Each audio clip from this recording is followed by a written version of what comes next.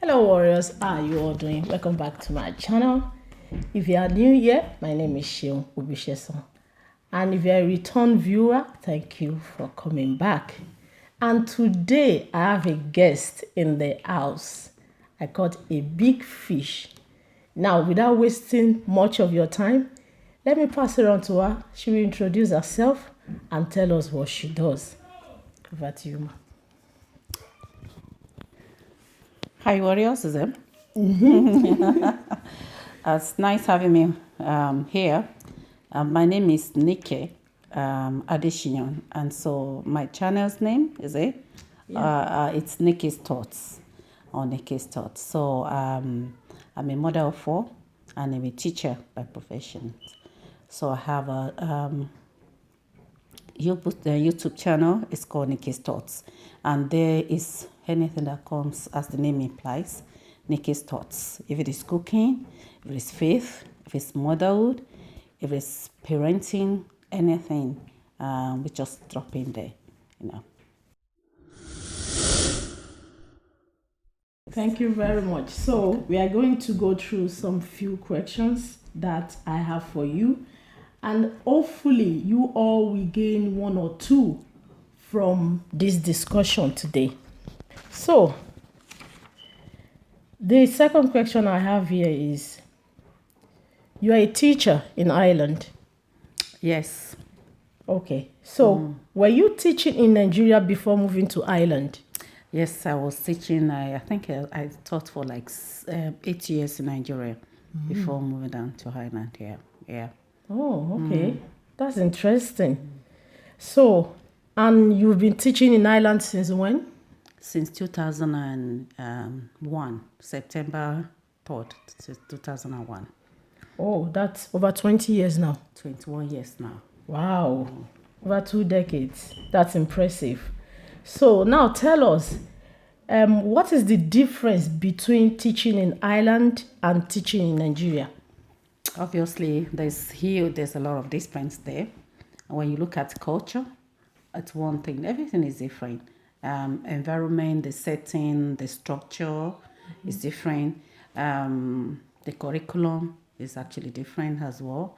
And the mottos, the ethos, the mission, the visions are quite different, you know. And then, of course, the way the most important thing there, the huge difference there will be culture. And culture actually relates in everything we do. And then language as well is one of the, is that what you meant? Yeah, culture is huge. It's huge. And Subjects is different. They might have the same meaning, they might have the same content or context, but the name, the subject, it is when you go into that subject that you realize that, oh, it is actually talking of the same thing. Like here, we're talking of social studies. Here is SPHE or CSPE or government. yeah. So it's called government in Nigeria, and it's called SPHE or CSP here. Civil, social, political education. That's what it's called here. So few things like that. Well, in the end, they're still in the same content anyway. So Yeah. That's interesting, actually. So, can you tell us what are the challenges in your career in Ireland, especially teaching children with African background? teaching children with African background. That's two questions that you're turning to me now. What's my experience, and then experience as a teacher in Ireland in general, or and then teaching African children. Yeah, focusing your challenges on the children with African background. Okay. I would say that the school where I'm teaching, I will be the only African. And if so far, being in my profession, I've always wished to see maybe one black person that we can gel. I've never seen any of them, like colleague rather. And then in my school, we have few Africans in the school where I'm teaching. but with a few Africans. I wouldn't say that I have a challenge teaching African students, being African myself, understanding my culture and then understanding their culture as well. But I will feel that the challenge that the children are actually having in the school, understanding the school culture and understand our own culture, their own family culture. And then especially when they're coming from Africa. There's a different ball game. If a child is born here, the culture, the child has to do with the family culture and then majorly the culture where he was born or he or she was born. Like I will use my son as an example. And when I started working as a teacher when he was 4 years old. And then, but he's been going to crèche at the age of 2.5, so, and then when he does something naughty in the house and I'm giving out to him, he's going to be looking me in the eyes. And I'm like, if you don't look down, I will plug your eye off. I'm talking to you, you're looking inside of me. And then he goes like this, looking down. And then again, within seconds, he's back to my face. I said, how dare you looking at me in the face when I'm talking to you? But when I started teaching as a teacher, and when friends were talking, and of course, in Africa, one of the culture is eye contact means that you're rude. When you stare somebody in the face, it simply means you're rude. And then, but in our home, in the culture here, you're respecting. So even if my principal is talking to me, I look down. If my friend is saying to me something that is very, my colleague telling me something very, very sensitive about themselves, I want to show them respect by not staring them in the face, by looking down. And the one thing I realized that they disengage. And I'm like, what's going on here? Why did they disengage? And before I know, they change the topic, they look away and start talking. And I'm like, what's going on here? You're just talking to me. Why did you just suddenly disengage from me? And you start talking to another person. And I'm like, just start wondering in my head until one day one of the elderly teacher there just say, oh, Nikki, do you know what? I think I seen that I could see that you feel lost at times when we're talking. I said, but you guys, I don't understand. You said, because you don't give eye contact. Then I said, but he was talking to me the other day, and I just noticed that when you're talking, you disengage. Says, if you don't give eye contact, it simply means that you're rude. Though you are not counting that thing. So they get offended by you looking down, even though they're telling you something sensitive, and then you're looking down instead of looking them into the face. I'm like, I don't know.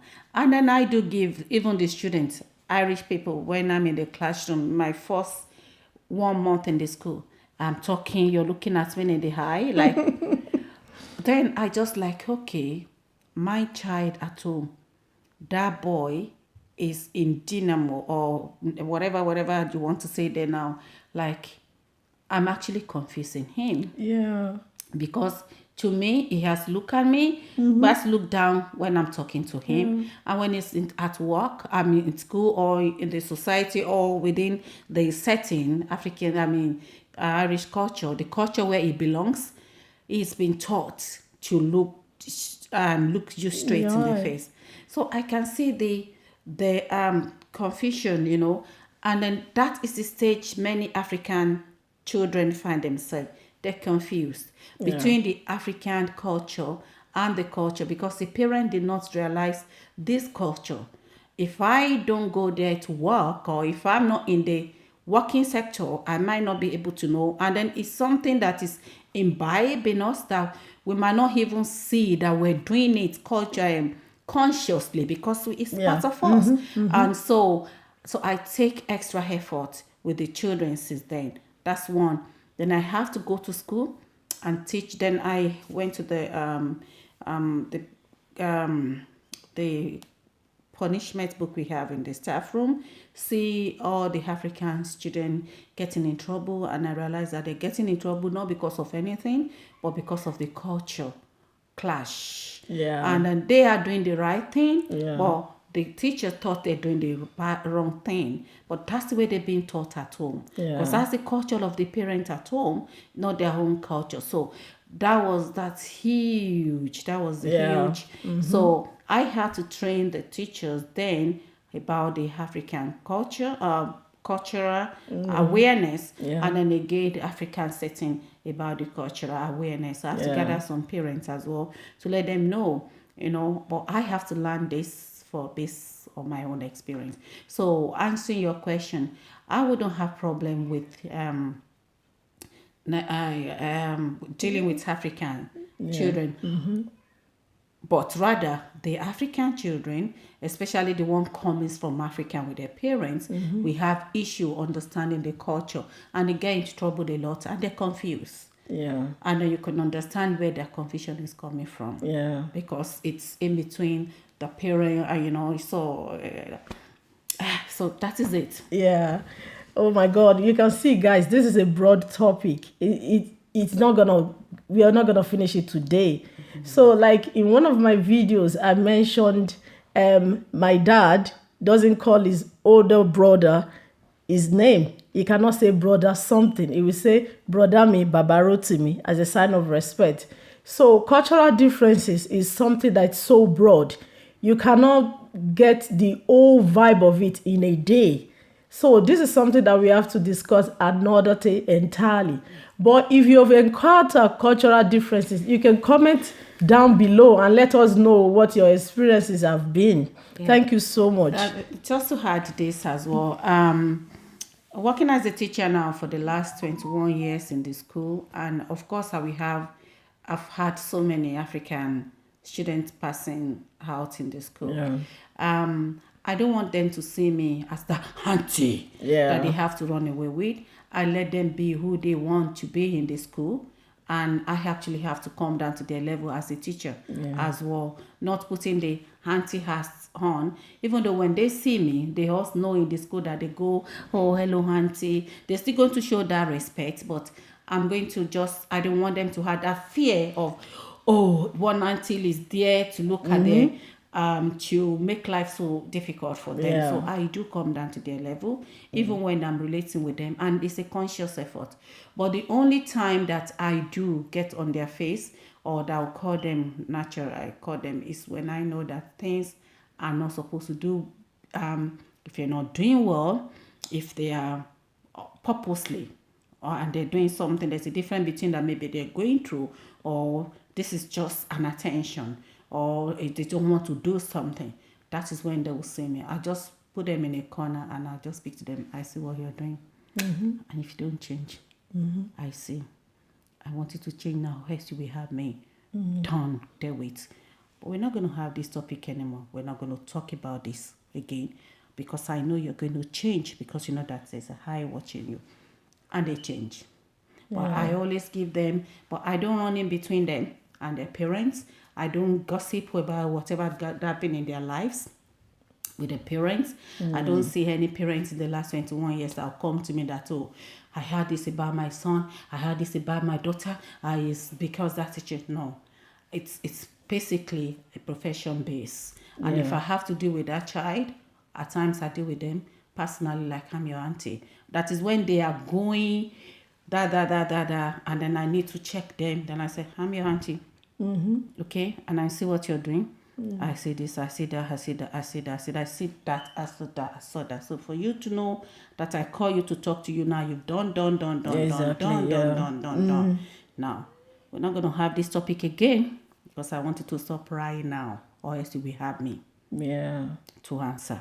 And another way, if they don't stop, I just give them some lunch. I'll just go to them. I said, I want to see you lunchtime. And then the lunchtime, they want to go out with their friends for break and everything. But I'm like, I'm buying you lunch, and you're eating your lunch in my classroom or in my room. And they know it's going to be a talk for 1 hour of talking. Not any punishment or anything, but talk.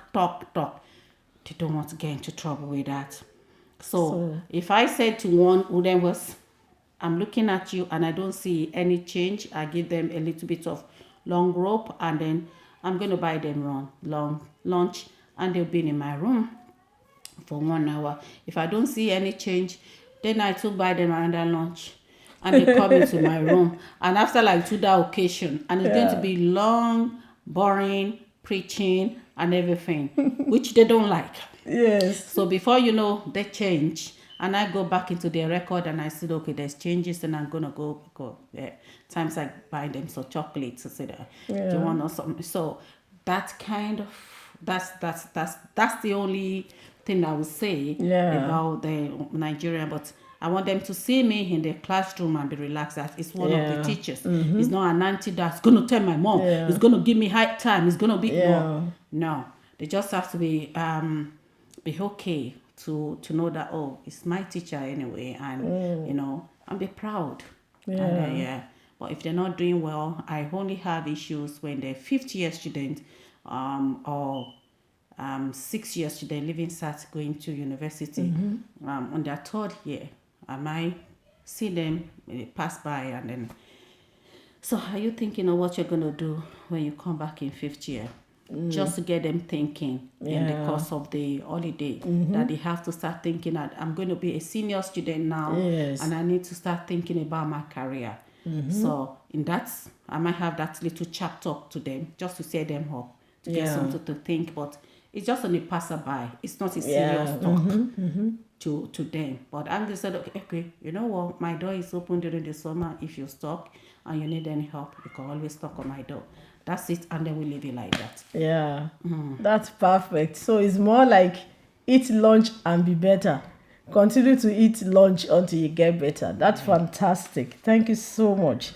So now, the next question is, what are the requirements for any student that is watching right now to have a successful education path in Ireland? The requirements, I don't understand education part like. Yeah, like, you know, some students, they might be like maybe in primary school now or in secondary school, like maybe they're a teenager already, 13. And sometimes when they are going through that senior circle in secondary school, they don't have an idea of the kind of subject they need to do a particular course. So what are the area, or who do they need to talk to make sure they are on the right channel towards their education? Okay, and I think this question, parents first have to know their child. You know, when the child is growing up, you need to know your child, okay, the strengths and the weakness, what they like doing best. And that's one pointer there. Then the school has a career guardian that they can actually go to career guardian in the school. The career guardian always put them right as well. And then all the subject teachers would know, or their year ahead, the tutor, if you're talking about, you know, the system in Ireland says when a child is 12, 13, they enter into secondary school. Yes. And then when they're in the secondary school, we'll be able to dictate a child that has higher level subject in a particular and lower level. Yes. So you might be good in maths and be low in English. You might be high in English and be low. So you could have higher level subject here, lower level subject here, depending on your ability, your disability. And then you'll be able to discover who you are at the end of the day. Career guardian supposed to help them. What I do with my students, and when they get into the 3rd year, is that at the 3rd year, I would have been in their classroom 1st year, 2nd year, 3rd year. So I know the strengths of the subjects that they do, and I know their weaknesses. But still, it's not in my own part to choose for them. It's my own part to just direct them. Even parents, it's not parents' choice to choose for their children. You can only guide them based on what you think they are good at. So, for instance, I do, coming back to before the end of the school year, junior SAT, I could do personality test on them or show them how to go online to do personality tests, which is very, very important. There they'll be able to test their own personality, and they have to answer that question correctly, truthfully, based on themselves. And then they'll be able to know their own personality traits as well. Excuse me. And from that personality traits, they'll be able to know who they are. Some are introverts, some are extroverts. Yes. Some are heart people, some are head people. People that are head people are the calculator, the theory accountant and all. okay. So the heart people are the carer, the doctor, the people that the people who they work with their hands. So you be personality traits always help out. And then you yourself, then you will know your children who they are. Like for instance, when my son from Tommy, I know is going to be a musician. I know that is going to be a musician, because in Tommy, he danced a lot in the church. Yeah, and me too. I danced like a mad person when I was pregnant with him. I danced like nobody's business. And then so I know. So in primary school, of course, it was all about music. And then so when he get to the third year, I made him to do the transition year. He's the only one that did the transition year. And so he did the transition year, and just for him to explore other subjects, going to law, in the school, go to them. And then he's still coming back to say he wants to do music, because I know it makes it so. And you only have to encourage. So what I do is, if you want to do music, make sure you do music. Go to college, go to where you can get the music done in proper. So and he had to add so many points for the music, and that was what he did, and he was happy with it. So also with my girl as well. So I've never choose career for them, but I will always lead them. They do the personality test, and then again they will exploit all their ability. If you talk too much, that's you're a lawyer, you're a teacher. There's no thing in the boy or in us, no ability in us that is a waste. Yes. That is a negative trait. No. But we look at it, you talk too much, keep quiet. You do this more, no. That person is a journalism, is a lawyer, is a this and that. So based on their ability, you can actually laud them. And when they do I can show you how to do the personality test traits. And then once they know that, they'll be able to know, okay, I'm this and that. Oh, this is true about me. Oh, this is what I really, that's true. So that is going to lead them into the path they needed. So like my son now, when he wanted to do I think I'm talking too much. When he wanted to do the music, he never did physics before, and he need to do physics for the living cert, and he needs to do engineering. So you need to know this. Yes. To be able to, so he had to go into that extra classes as well, to be able to help him to get the physics and to get because I think he did the biology. So he had to do that to get the physics and to get the engineering for the music, because that was a requirement for the college he wanted to go. Yes. So I don't know, maybe I answered the question. Yeah, that's very perfect, because your subjects have to be complete for the course. Towards your living cert, it is whatever subject that you do that you're going to get marked for. So that will help you into the course that you want to do in the university. So that's really perfect. And I saw online that you made the Black and Irish Educator spotlight. Oh, you saw that? I did. Why wouldn't I? Okay. I saw that on Instagram. So how did that go about? That was very, I was so proud. I saw it. I'm like, well, I put it on my story. I was you put it on your story? I did, yes. Oh, wow. So how did that go about? How did that go about? How did they contact you? Yeah, they contacted me. Oh. They contacted me. Okay. Yeah, so, and they contacted me, and they've already gathered some information about me. Yeah. And so, and they were just asking me, interview me, and then to bring all that together for what they have heard. And then And yeah, so and they wanted me to add more into it and then to show them the achievements so far, and like I said, I still have a long way to go. Yeah, we all do. We learn every day. I still have a long way to go. Yeah. So you cannot relate. You cannot. You still have a long. You still have a lot to give. You know, Yes. you cannot say I've arrived. I'm not yet. I've not arrived yet. Still have a long way to go. Yeah. You know, in yes. Anyway, I was contacted by Yeah. them. You know, so That's impressive. We are so proud. yeah. Oh, We are thank proud. you. And then I think they got references from principals and every, you know, as well to yeah. So, and I went there. They asked me to come to that museum, whatever in Dublin. So I was there as well Yeah. and everything. But yeah, that's how Yeah. it came to be here. Yeah. So we will link that up so you'll be able to read more about my guest here. She's a fantastic person and she's giving her all to humanity. And that's what we are on earth to do.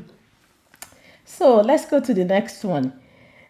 Can you just tell us, because my channel is based on youth, I'm targeting the youth.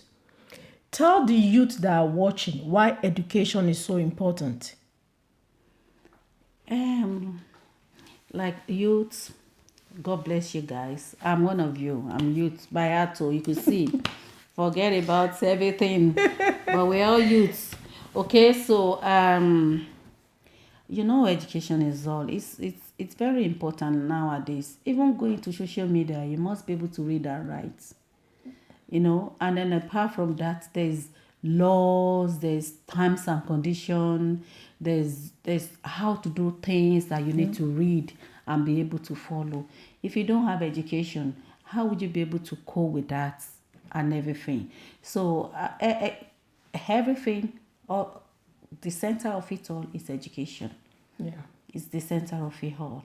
So and once you have the education, you are you lead your world. You lead your world. A leader is born, okay, and a leader is made. If I'm a leader and I was born a leader, I will not be a good leader if I don't get trained to develop my skills and to to get more knowledge. So being a leader, I know how to do it, but you know how to do it. Experience is the best teacher at times. You need to know how to structure yourself. You need to learn from others as well. So you are a leader, but you still have to be skilled in that leadership way so that you can be successful as a leader. And the only way you can be that is through education. Yes. Either directly or indirectly. And education gives you a headway in everything you do. And in the center of it all, education is just it. At this age that we have, computer science, you can be good in computer, but you still need that education. You need the content, you need this code, you need everything. Even if God give you the creativity knowledge to be able to do things, you still have to have education. So I'm trying to put it in a very lame language. Yeah. That education is just the key. Even if you want like I just said here now, as a cleaner, if you clean a lot, if you're the person that learns to cook a lot, you should not be discouraged. As a cook, if I'm a good cook, then I'll go and put it into more practice. Yes. I'll go and learn more how to be a better cook. Yes. And so one day you could be the one knowing school. You could be the one setting up a lot of people. And then you need that skills. You need to know how to organize people. You need how to make you want to make your own to be special, to be unique. Yes. Yeah. Education will make that unique. Yes. Like I personally, I like hairdressing. I like to work with my hand a lot, right from the baby. I'm going to lean on my people's house and I'll be begging them to do their hair when I was younger. And I would knit the hair like like the old people will knit the traditional dide. You won't know it's 7 years old that did that hair. So that was my baby right from the beginning. So, but my mom insisted that was the time I was supposed to come to Europe. And she said, well, when you get to Europe, that was 1986. What were you going to do? I said, salon. And she took the passport from me, tear it in my face. And at that time, my dad has passed. And he said, you can be hairdresser. I know that's your baby, but go and get education first. So if you get education, she even said that, I promise your dad that all of you will have education. And being the only girl, you're not left behind. So you go and get education first and then get a hairdressing. So anywhere that I go in a university, I had a salon there. When I was in teaching practice in London and in Lagos, I teach at Wesley School for the Deaf. I had my teaching practice there. There was a salon, Revlon. I went there to go and learn how to do white people's hair, how to make Revlon, how to do everything. After school, I'll go there.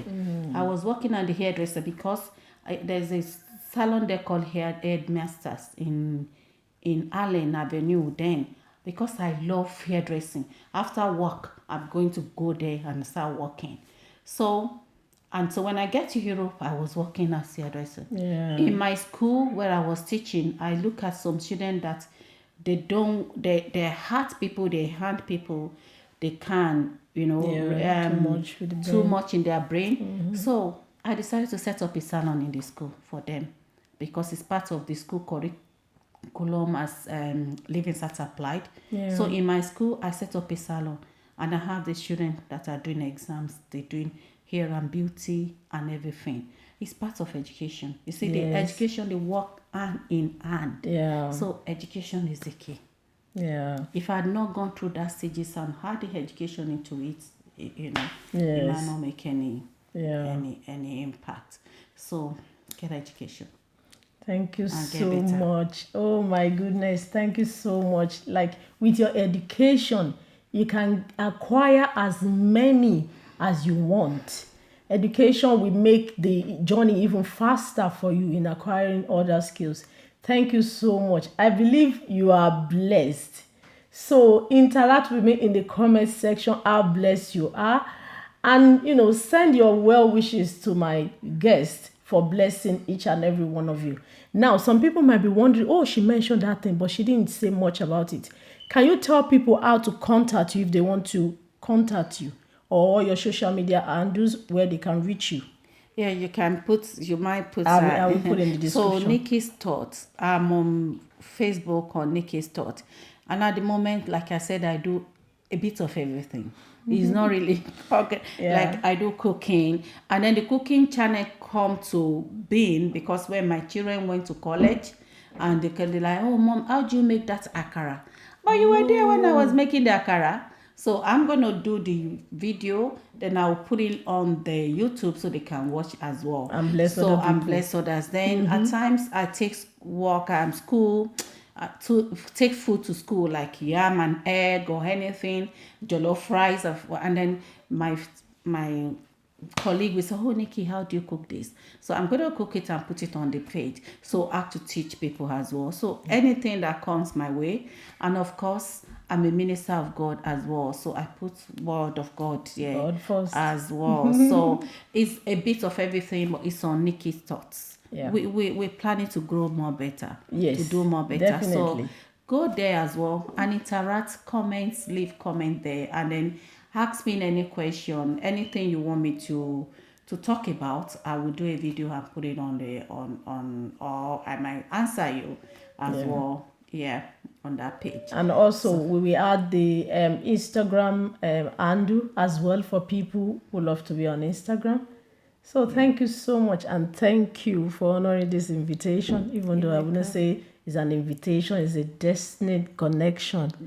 Thank you for blessing us, and I believe you are blessed. So thank you for watching. Till I come your way again, have a lovely day. Bye. Thank you for having me, and please keep supporting. She's doing a great job, isn't it? She is actually doing a great job, and she deserves to be